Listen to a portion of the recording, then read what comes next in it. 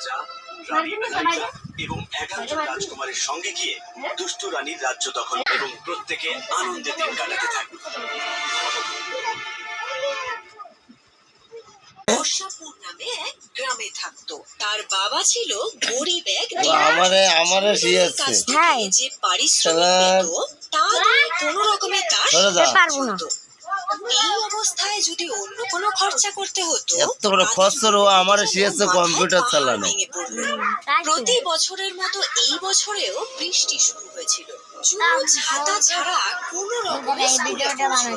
কিন্তু তার দেরি হয়ে গিয়েছিল। তাকে দেখা মাত্রই টিচার বললেন, এই যে ওখানেই দাঁড়াও, কতবার আমি তোমায় বলেছি তোর আব্বার মেধা এবার অত ই করে মনে করিস না ছাতা রাখবে তুমি।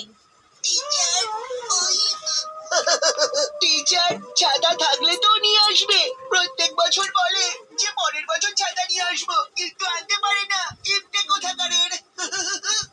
আচ্ছা, তুমি ছাতা কেন নিয়ে আসো না? টিচার, আমার কাছে ছাতা নেই। তাহলে আলোর ডাস জ্বলা একটু টিপ দে।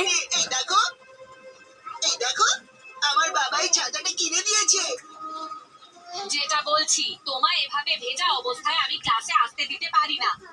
সমস্ত ক্লাস নোংরা হয়ে যাবে। তুমি বাড়ি ফেরো আর কাল আসবে, নয়তো ওখানে দাঁড়িয়েই শুনতে হবে আমি কি পড়াচ্ছি। আর চুন্নু সারাদিন ওই দরজার কাছে, কখনো জানলার কাছে দাঁড়িয়ে টিচারকে দেখতে লাগলো।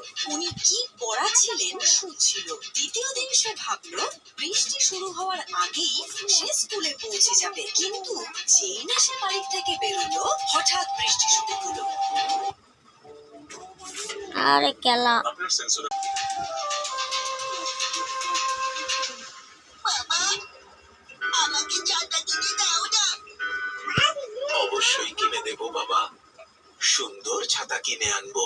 প্রতি বছর তুমি এই কথাই বলো, তারপর আমার ছেলে সারা বছর বৃষ্টিতে ভিজে স্কুলে যায়, পড়াশোনা করে, তার পরের বছরও সেই একই সমস্যা।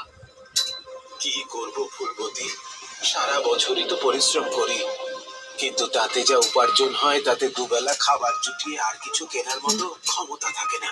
ক্ষমা করে দিস জন্য বাবা, আমি তোর জন্য একটা ছাতা পর্যন্ত কিনে আনতে পারছি না। কষ্ট পেও না বাবা, কি বানালে রে? আমি যেতে পারবো। ভিডিও আরে কি করে তুই যাবি, বৃষ্টি হচ্ছে। মা,